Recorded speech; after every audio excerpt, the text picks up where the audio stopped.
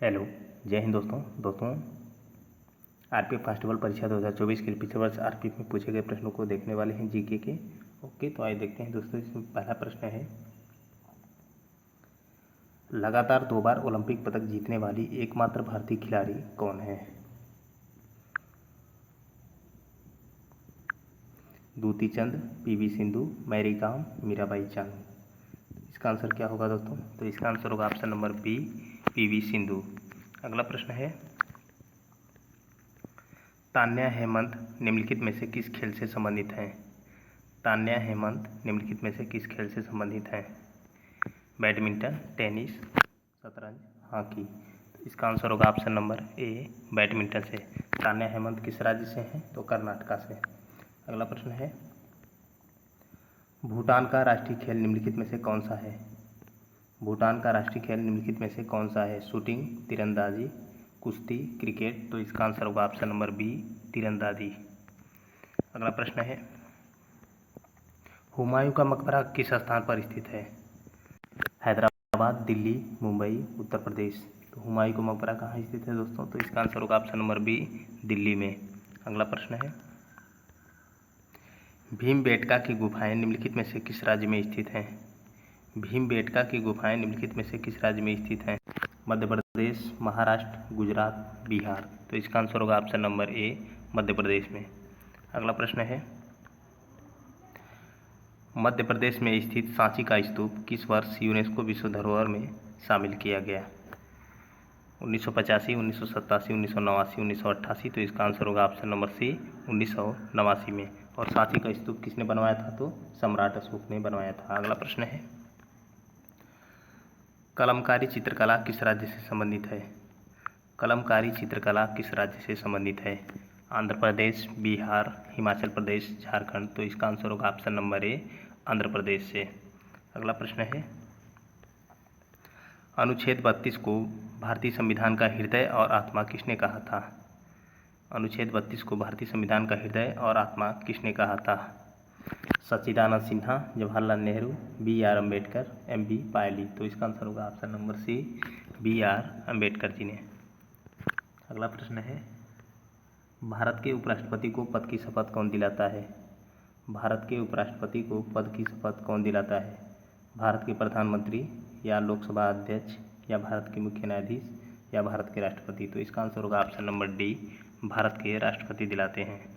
अगला प्रश्न है, हर्षवर्धन की जीवनी हर्षचरित किसने लिखी थी?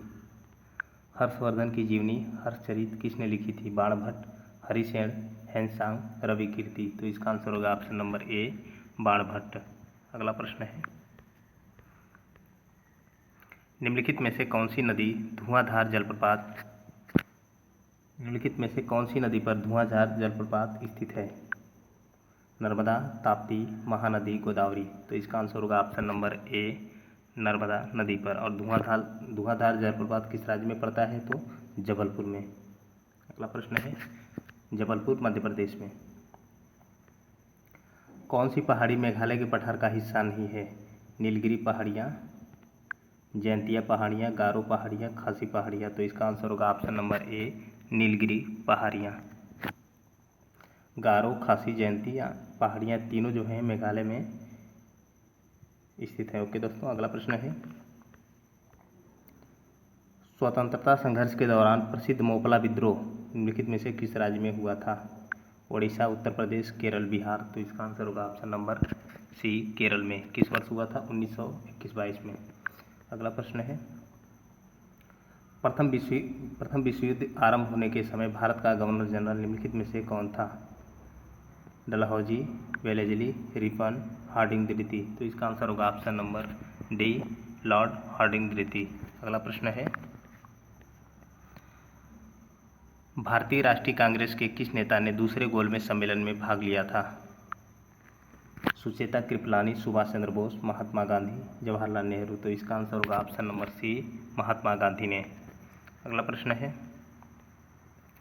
कुतुब मीनार की 5वीं मंजिल का निर्माण किसने करवाया था? हुमायूं, अलाउद्दीन खिलजी, फिरोज शाह तुगलक, गयासुद्दीन तुगलक। तो इसका आंसर होगा option number C, Firoz Shah Tughlaq ने। अगला प्रश्न है, भारतीय संविधान का कौन सा अनुच्छेद अंतर्राष्ट्रीय शांति और सुरक्षा के प्रचार से संबंधित है? अनुच्छेद 51, अनुच्छेद 47, अनुच्छेद 40, अनुच्छेद 43। तो इसका आंसर होगा ऑप्शन नंबर ए, अनुच्छेद 51। अगला प्रश्न है,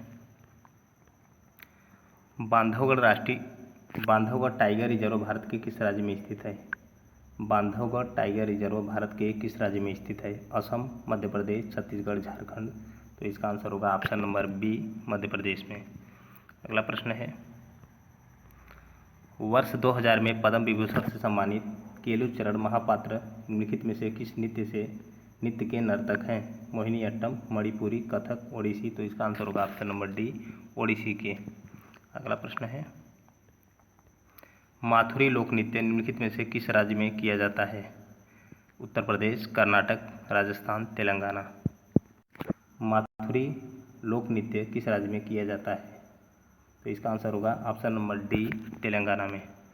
तो दोस्तों, इसी प्रकार की वीडियो प्रीवियस ईयर आरपीएफ की पाने के लिए जीके की चैनल को सब्सक्राइब कर लें दोस्तों। डेली आपको जीके आरपीएफ की वीडियो मिलती रहेंगी, क्योंकि दोस्तों आरपीएफ में जीके ही सिलेक्शन दिलाने वाला है।